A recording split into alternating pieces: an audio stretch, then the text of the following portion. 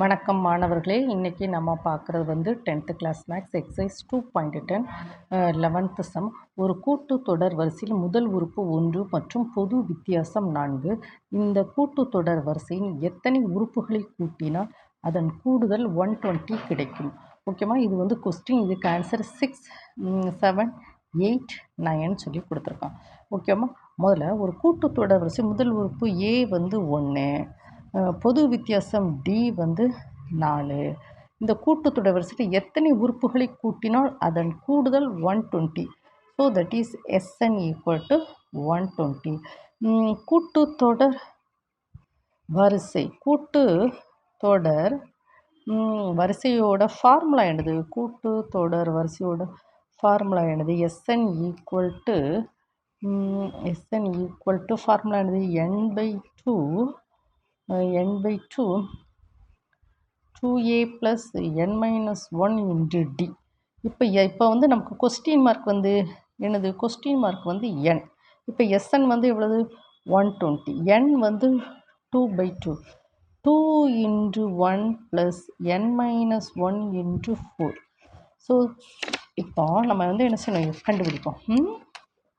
மறுபடியும் 120 equal to n/2. a வந்து 1 2 plus 4n minus 4. So that is equal to n/2. 4n minus 2.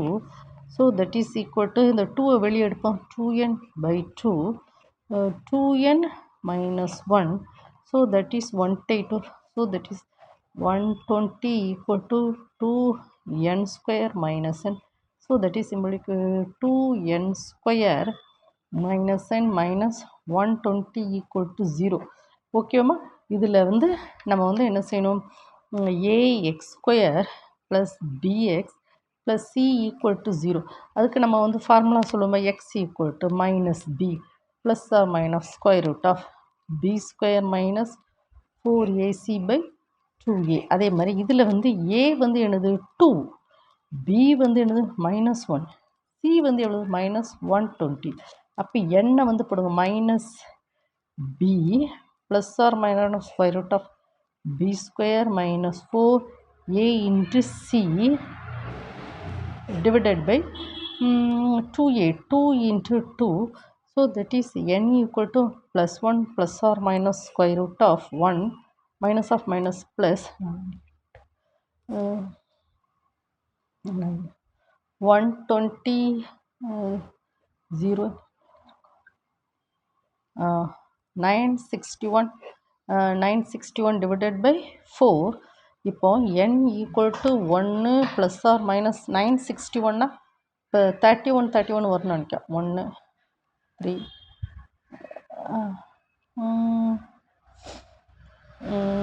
961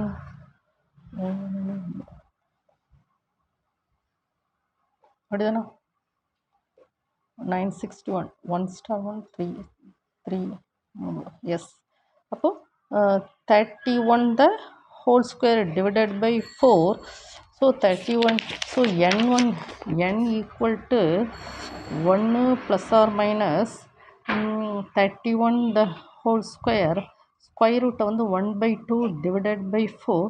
So n equal to 1 plus or minus 2 cancel and 31/4. So n 1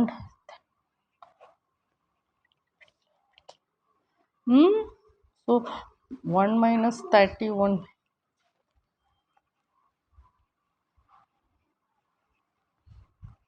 minus 30/4.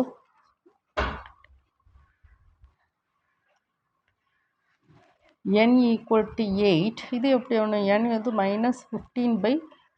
இப்போ n வந்து 8ன்னு சொல்லி வந்திருக்கு. இப்போ நமக்கு இது வந்து நாட் எலிஜிபிள்.